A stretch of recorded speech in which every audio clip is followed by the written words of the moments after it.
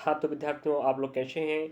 आपकी तैयारी मस्त हो चल रही होगी। आप लोग हमारे वीडियो के माध्यम से और अन्य माध्यम से आप पढ़ाई कर रहे होंगे SSGD की।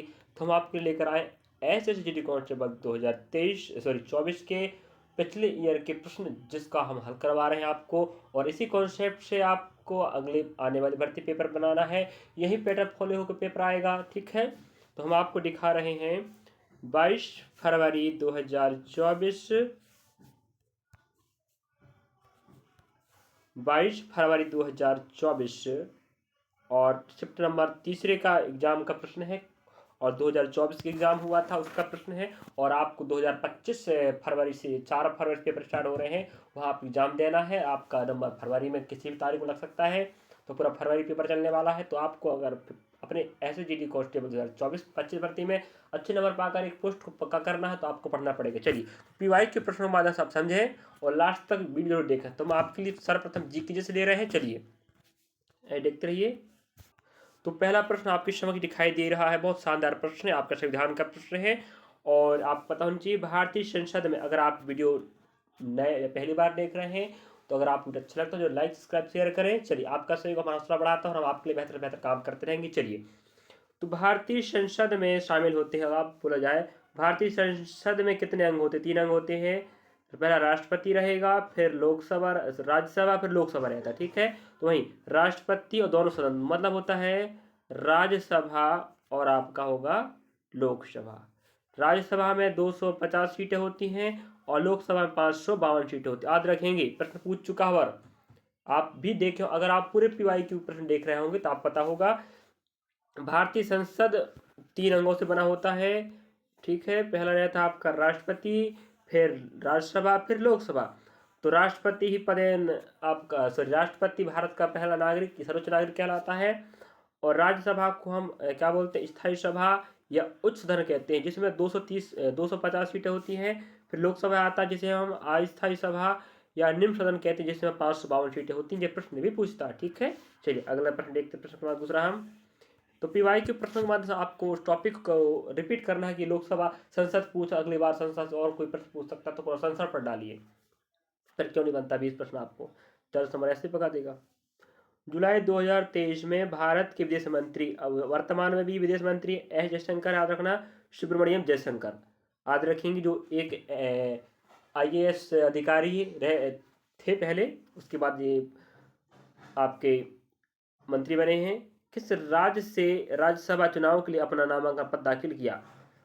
तो वो थे गुजरात से, ठीक है। तो 2023 को भारत के विदेश मंत्री कौन? एस जयशंकर। तो याद रखेंगे, एस जयशंकर जो सांसद बने हैं, भाई सांसद बनने के बाद ही तो उन्हें क्या दिया जाता है? मंत्री दिया जाता है। या जिस भी पार्टी के सांसद अधिक होंगे वही क्या बनते हैं? आपके सरकार बनाते हैं और मंत्री बनाते हैं। तो जो एस जयशंकर विदेश मंत्री वर्तमान में भी हैं, और इसके पहले जो सरकार थी बीजेपी की, उसमें भी थे। तो वो गुजरात राज्य से सांसद थे, ठीक है। हरियाणा की बात करें तो हरियाणा की राजधानी चंडीगढ़ है, गुजरात की गांधीनगर है, और उत्तर प्रदेश लखनऊ है, महाराष्ट्र की मुंबई है। चलिए, तो इस प्रकार दूसरा प्रश्न का आंसर ये रहता।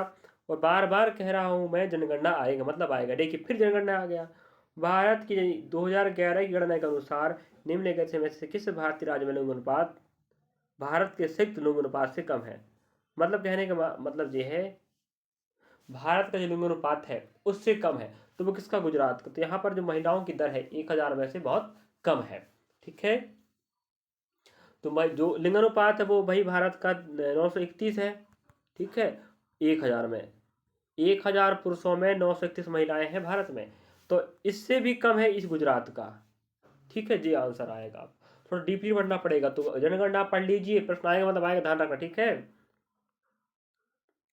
और बार बार हर ही शिफ्ट में जनगणना का प्रश्न आ ही जा रहा है, 1-2 शिफ्ट छोड़ के, ठीक है। पूंजीगत प्राप्तियों के संबंध में निम्नलिखित कथनों को पढ़िए। अब देखते हैं। ए, सरकार की भी सभी प्राप्तियां जो देय पैदा करती है या वित्तीय परिसंपत्तियों को कम करती है, पूंजीगत प्राप्तियां कहलाती है। सही बात है, पूंजी जिनसे प्राप्त हो, हम उन्हें क्या बोलेंगे? पूंजीगत प्राप्तियां। सही कह रहा है ये भी। दूसरा देखते हैं, पूंजीगत प्राप्तियों की मुख्य मुद्दे सरकार द्वारा जनता के लिए ऋण जिन्हें बाजार ऋण कहा जाता है। सरकार द्वारा रिजर्व बैंक, जिसे भारत सरकार बैंक कहते हैं, व्यवसायिक बैंकों और अन्य वित्तीय संस्थानों से राजकोष बिलों की बिक्री के माध्यम से किए गए ऋण, विदेशी सरकारों और अंतर्राष्ट्रीय संगठनों से प्राप्त ऋण और केंद्र सरकार द्वारा प्राप्त ऋणों की वसूली करता है। सही बात है। जो भारत का सबसे बड़ा बैंक है वो क्या करता है, ऋण देता है, बैंक को ही ऋण देता है। और आरबीआई के बारे में पहले पिछले वीडियो में बता चुका हूँ, बहुत सारी जानकारियाँ है। पहले गवर्नर कौन थे, वर्तमान कौन है, इसकी स्थापना किस आयोग की सिफारिश पर हुई है, आप पिछले वीडियो जाकर देखिए। चलिए, दोनों कथन बिल्कुल क्या है, सत्य है। ठीक है, चलिए अगला प्रश्न देखते हैं। प्रश्न चौथा हो गया है, पांचवा देखते हैं। निम्नलिखित में से किसी भारतीय पुनर्जागरण के जनक के रूप में जाना जाता है जिन्हें बंगाल पुनर्जागरण में महत्वपूर्ण भूमिका निभाई। अब हमारे राजा राम मोहन राव जी की बात हो रहा है। राजा राम मोहन राय जी को भारतीय पुनर्जागरण का पितामह कहा जाता है और बंगाल पुनर्जागरण का भी पितामह कहा जाता है। इन्होंने 1829 में एक बहुत बड़ी प्रथा, जिसे जानते हैं सती प्रथा, ठीक है, का घोर विरोध किया और बंद करवाया था। ठीक है, उस समय लॉर्ड डलहौजी थे, लॉर्ड डलहौजी। और अगर आप बोला जाए किस भारतीय गवर्नर अंग्रेज अधिकारी के समय बंद हुआ था, तो क्या बोलेंगे, लॉर्ड डलहौजी। और राजा राम मोहन राय जी ने सती प्रथा का अंत किया था 1829 में। और इन्हीं और सामाजिक बदलाव या आंदोलनों के कारण उन्हें भारतीय पुनर्जागरण का पितामह कहते हैं, जनक कहते हैं, और बंगाल पुनर्जागरण आंदोलन का भी जनक कहा जाता है। और 1829 में इन्होंने क्या किया था, इसका सती प्रथा का अंत किया था। और सती प्रथा में क्या होता था, जब कोई महिला जिसका पति एक्सपायर हो जाता था तो साथ में उस महिलाओं को भी चिता में जला दिया जाता था। तो इस घोर अन्याय के प्रति उन्होंने आंदोलन छेड़ा और उसको बंद किया था, याद रखेंगे। और बाकी तो मैं हम क्लास में पढ़ाते रहते हैं, आप लोग ऑफलाइन क्लास भी जोड़ सकते हैं हमारे साथ। चलिए, यह अगला प्रश्न देखते हैं हम आपके लिए। अब निम्नलिखित में से उस प्रसिद्ध हॉकी खिलाड़ी का नाम बताएं जिसके नाम पर नई दिल्ली में स्टेडियम बनाया गया। अब हॉकी खिलाड़ी आप जानते हैं मेजर ध्यानचंद, जिन्हें हॉकी का जादूगर भी कहते हैं। क्या कहते हैं, जादूगर। तो हॉकी में इन्हें इतना नॉलेज था, पूरा ग्राउंड का नॉलेज था, देख के ही बता सकते हैं कि भाई ग्राउंड छोटा है बड़ा है। तो हॉकी के जादूगर इसलिए कहा जाता है। और 28 अगस्त को 28 अगस्त को क्या मनाया जाता है, इन्हीं के जन्म दिवस पर राष्ट्रीय खेल दिवस मनाया जाता है। ठीक है, आपकी जिम्मेदारी बनती है आपको याद करना है। तो मेजर ध्यानचंद, जिन्हें हम क्या बोलते हैं, हॉकी के जादूगर कहते हैं, और इन्हीं के जन्म दिवस पर क्या मनाया जाता है, क्या मनाया जाता है, राष्ट्रीय खेल दिवस मनाया जाता है। और हॉकी का स्टेडियम इन्हीं के नाम पर रखा गया है, मेजर ध्यानचंद क्रिकेट स्टेडियम। ठीक है, और रही बात ये है कि जो मेजर ध्यानचंद है, इन्हीं के नाम पर भारत का सबसे बड़ा पुरस्कार का नाम पड़ा है, जिसका नाम क्या है, खेल पुरस्कार, मेजर ध्यानचंद खेल रत्न पुरस्कार। 2022 नाम चेंज हो गया, जिसका प्राचीन नाम क्या था, राजीव गांधी खेल रत्न पुरस्कार। तो राजीव गांधी खेल रत्न पुरस्कार जो 1991-92 में स्थापना हुआ था, ठीक है, 1991-92 में राजीव गांधी पुरस्कार जो खेल जगत में सबसे बड़ा पुरस्कार कहलाता था, अब इसके जगह मेजर ध्यानचंद खेल रत्न पुरस्कार कर दिया गया है, याद रखेंगे 2022 में। तो इतनी जानकारी रखने बहुत काफ़ी है। अगला देखते हैं, निम्नलिखित में से किस प्रसिद्ध भारतीय शास्त्रीय गायक, जिन्हें अक्सर मेवाती मेस्ट्रो के नाम से भी जाना जाता है, जो ख्याल गायन में उनकी महारत और रंगों के प्रति उनके अभिनव दृष्टिकोण के लिए पहचाना जाता है, तो वो आपके कौन है, पंडित जसराज। तो आपको संगीत भी पढ़ना है, नृत्य भी पढ़ना है उनके, और वादक भी पढ़ना है, वादन क्या बजाते हैं। ठीक है, जी आपके पंडित जसराज। चलिए अगला देखते हैं, कर्नाटक की किस नृत्य शैली में पुरुषों के गले में बड़े ढोल लटकाए जाते हैं और यह अपने धार्मिक और युद्ध उत्साह के लिए जाना जाता है, तो वो है कर्नाटक। अब हमें कर्नाटक के नृत्य शैली की बात कर रहा है, वो डोलू कुनीठा है, ये एक नृत्य होता है इस नृत्य में पुरुषों के गले पर ढोल लटकाया जाता है जो अपने धार्मिक और युद्ध उत्साह के बारे में जानकारी देता है। चलो देखते हैं। टार्बे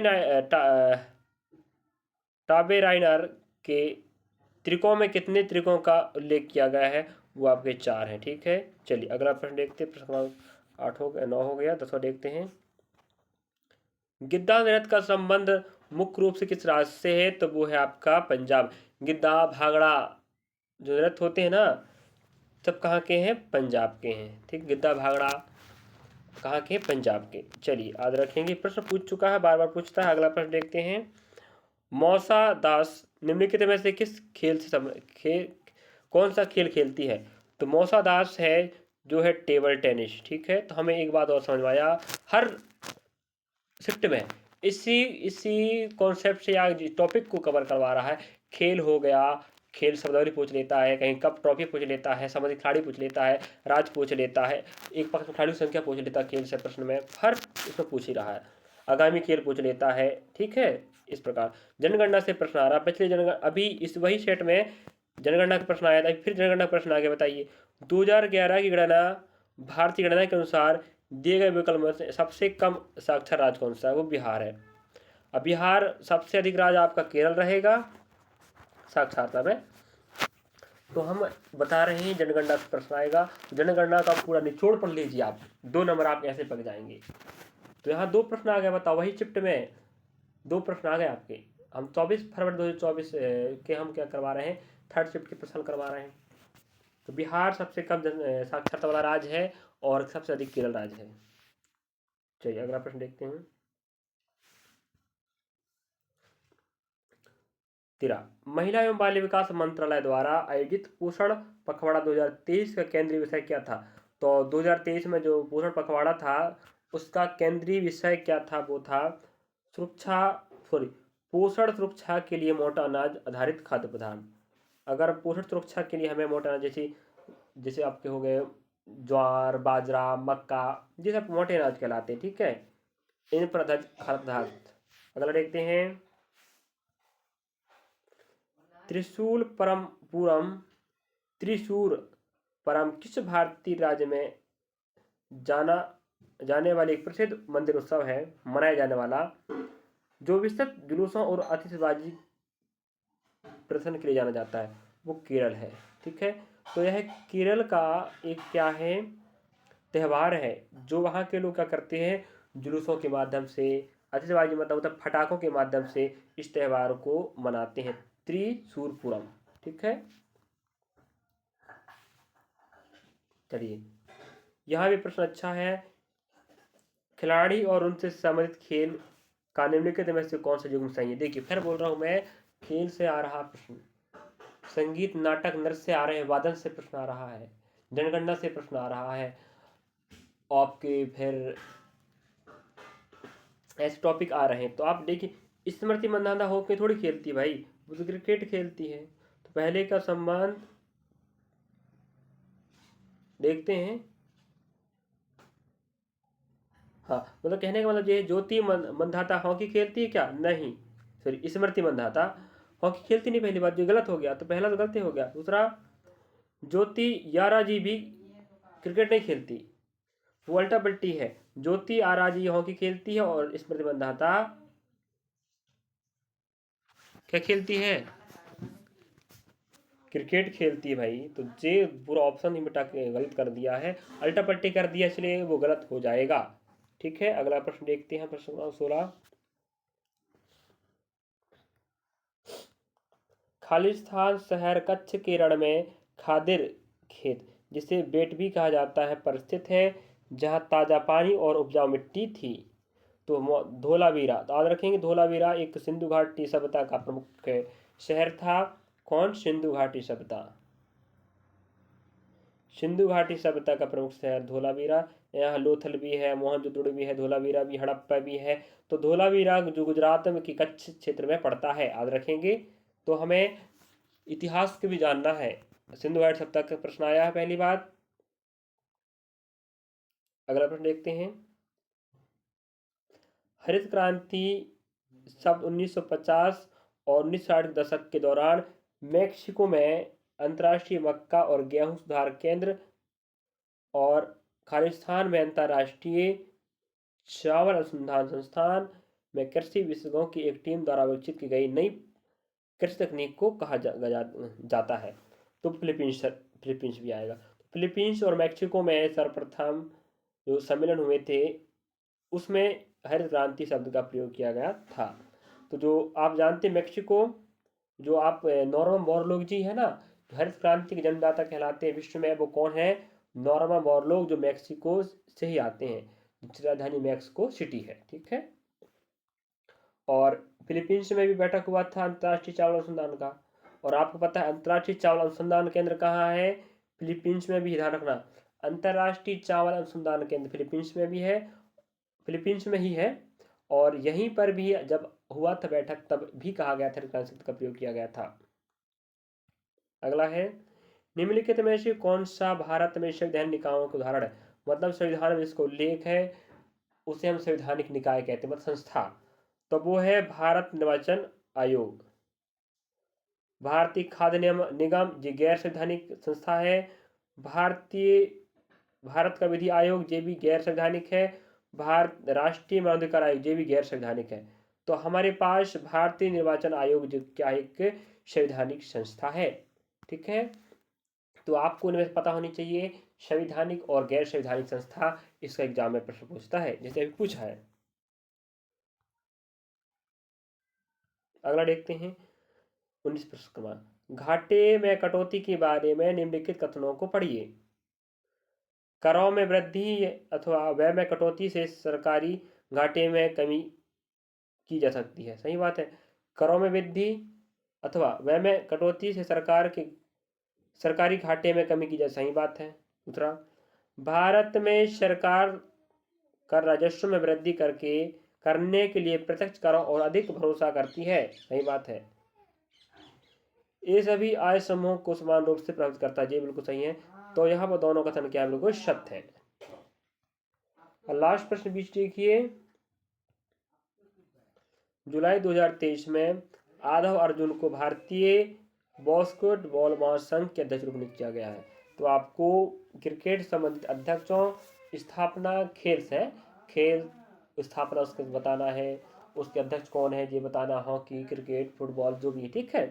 तो बास्केटबॉल के नए अध्यक्ष कौन बने हैं? आपके आधव अर्जुन को भारतीय बास्केटबॉल संघ का अध्यक्ष बनाया गया है। इस प्रकार विद्यार्थियों, हम आपके लिए टोटल 20 प्रश्न हल करवाए हैं जो आप पिछले एग्जाम आए हुए हैं। तो आपको इन प्रश्नों के माध्यम से आपको टॉपिक समझना है कि किस प्रकार का प्रश्न आ रहा है, किस टॉपिक से प्रश्न आ रहे हैं। संविधान से आ रहे हैं, भूगोल से आ रहे हैं, इतिहास राजनीति से आ रहे हैं, या विविध प्रश्नावली आ रही है, या खेल से आ रहे हैं। ठीक है। तो थैंक यू, धन्यवाद। अगर आपको वीडियो अच्छा लगा जरूर लाइक सब्सक्राइब शेयर करें। आपका सहयोग हमारा हौसला बढ़ाएगा और बेहतर करते रहेंगे। इस प्रकार जीके के लिए हम आपको वीडियो लेकर आए हैं, हिंदी का वीडियो लेकर आएंगे। चलिए, थैंक यू, धन्यवाद।